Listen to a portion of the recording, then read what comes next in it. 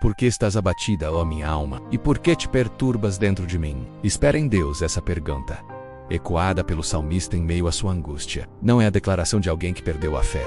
Muito pelo contrário. É o profundo e sincero desabafo de quem crê, mas se encontra exausto pela jornada. É a voz vulnerável de uma alma que, mesmo em meio à oração e às lágrimas, ainda se sente irremediavelmente perturbada por dentro, como se uma tempestade se recusasse a cessar no seu interior. Este não é o murmúrio da incredulidade, mas o lamento de um coração fiel que está cansado de lutar, cansado do esperar, cansado de sentir o peso do mundo sobre os ombros. É o reconhecimento honesto de que, por vezes, a caminhada da fé não nos isenta da dor, da tristeza profunda, ou do sentimento avassalador de desamparo. É o grito de quem ama a Deus, mas cuja alma está ferida, buscando entender o silêncio e a aparente distância em meio ao caos. É a expressão mais pura de uma fé que não teme se mostrar frágil diante do Criador, sabendo que Ele é o único capaz de compreender a complexidade das nossas emoções e a profundidade do nosso sofrimento. Quando o salmista trava esse diálogo íntimo e doloroso com a própria alma, ele nos revela uma verdade espiritual de imenso poder e consolo. Nem sempre o nosso coração conseguirá acompanhar o ritmo da nossa fé.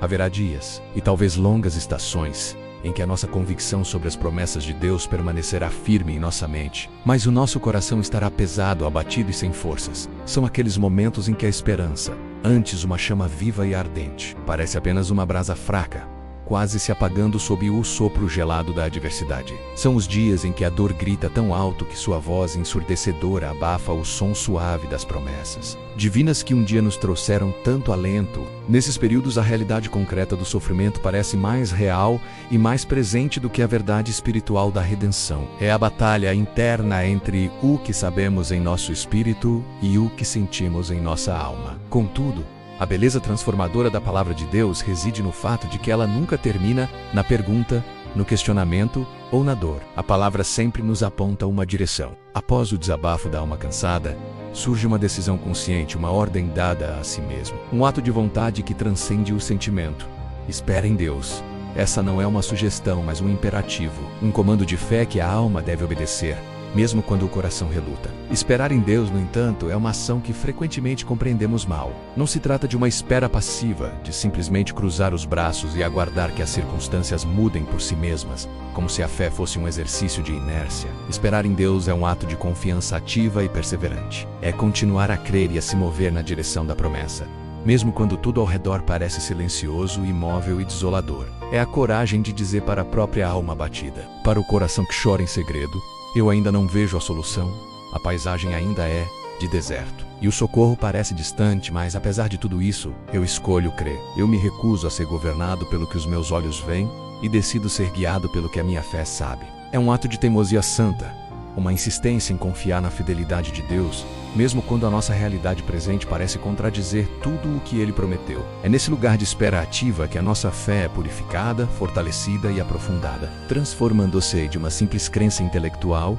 em uma confiança visceral e inabalável no caráter de nosso Pai. E aqui reside uma das verdades mais consoladoras do Evangelho.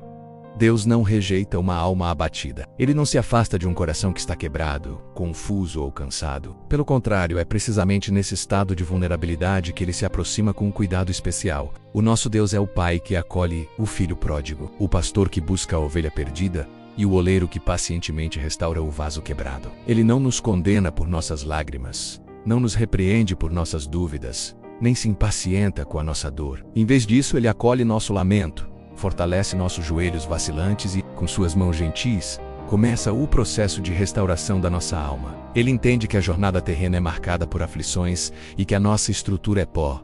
Por isso, a sua graça se manifesta de forma mais abundante justamente quando a nossa força se esgota. E podemos ter a certeza de que aquele que hoje questiona a Deus com a voz embargada pelas lágrimas que se derramam em sua presença com o coração partido, é exatamente a mesma pessoa que amanhã se levantará para louvar com um testemunho poderoso de livramento e restauração. A dor de hoje é a semente do testemunho de amanhã. O choro que rega nossa oração no secreto dará lugar ao cântico de vitória que será proclamado publicamente para a glória de Deus. Portanto, se hoje a sua alma está perturbada, se você se sente abatido, cansado e sem direção, a primeira e mais importante coisa que você precisa saber é: não se condene por isso. Não se culpe por sentir o que está sentindo. Não permita que a voz do acusador o convença de que sua dor é um sinal de falta de fé.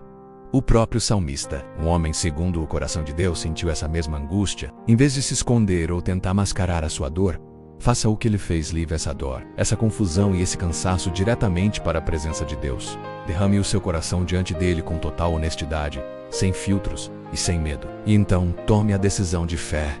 Espere nele.